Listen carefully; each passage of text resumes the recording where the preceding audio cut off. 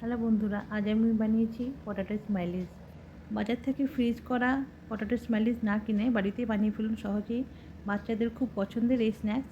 বাচ্চাদের টিফিনে দিতে পারেন, নাহলে সন্ধ্যার স্ন্যাক্স হিসেবে আপনি দিতে পারেন। খুব সহজেই বানানো যায় এই স্ন্যাক্স। এর জন্য প্রথমে আমি নিয়ে নিয়েছি আমাদের এখন যে বর্তমানে শীতের আলু উঠেছে, সেই আলু দিয়ে খুব ভালো হয়।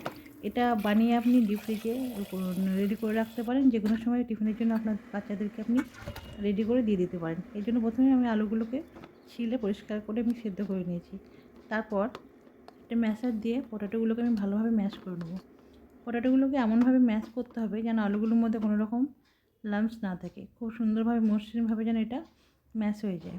এর মধ্যে আমি যেহেতু 4টে আলু নিয়েছি, তার জন্য আমি এখানে 1 কাপের থেকে একটু বেশি পরিমাণ চালের গুঁড়ো আর হাফ কাপ মতো সুজি নিয়ে নিয়েছি। সুজিটা দেওয়ার জন্য এটা খুব সুন্দর একটা ক্রাঞ্চিনেস আসে, খেতে ভালো লাগে।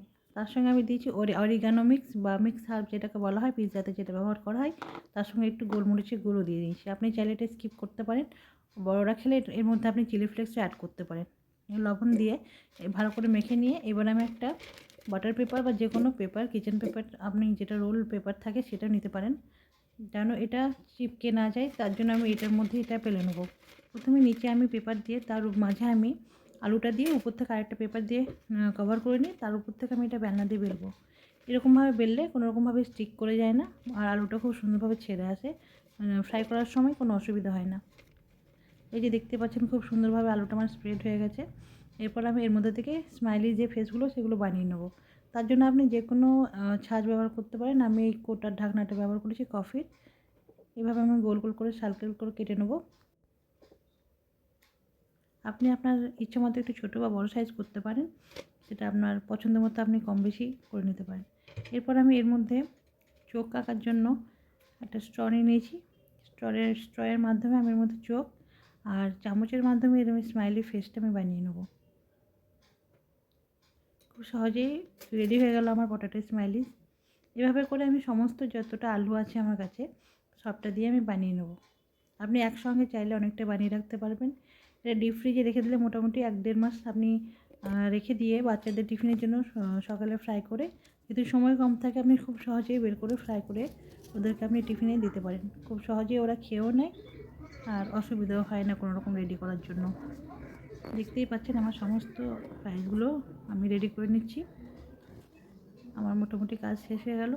অনেকে বলবে এটা ডিপ ফ্রাই, এটা বাচ্চাদের যে হেলথের জন্য ঠিক না। হ্যাঁ ঠিকই, এটা ডিপ ফ্রাই, কিন্তু বাচ্চারা অনেক সময় স্ন্যাক্স খেতে পছন্দ করে এবং চায়ও, সবসময় হেলদি খেতে চায় না।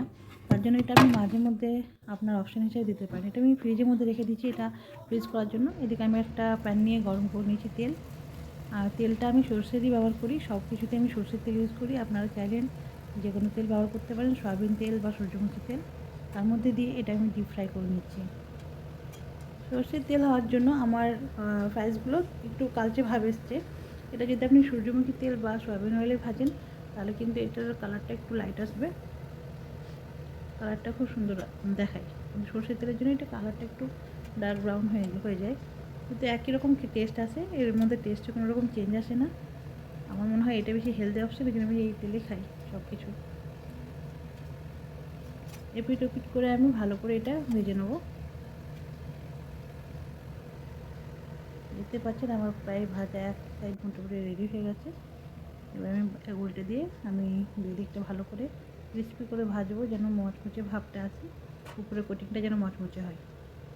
বাচ্চারা তবে খেতে পছন্দ করবে। একটু যদি নরম থাকে তাহলে ওরা কিন্তু খেতে চাইবে না। যে কোনো সিজনে, সর্দির সময় হোক বা বর্ষার সময় হোক, এইভাবে যদি আপনি রেডি করে দেন, বাচ্চারা খেতে সত্যি খুব পছন্দ করে।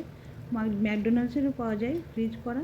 ওইসব বাইরের প্যাকেটজাত খাবার না খেয়ে বাড়িতে রেডি করে রেখে দিলে খুব সহজেই আপনি কিন্তু বাচ্চাদেরকে দিতে পারবেন। এর থেকে আপনার বাইরের খাবার থেকে বাচ্চারা মুক্তি পাবে। রেডি হয়ে গেল আমার পটেটো ফ্রাই। দেখতে পাচ্ছেন খুব সুন্দর হয়েছে, খেতেও মাশাআল্লাহ অসাধারণ হয়েছে। আশা করছি আমার বাচ্চারা খুব খেতে পছন্দ করে, আর সব বাচ্চারাই খেতে পছন্দ করবে, এটা আশা রাখি।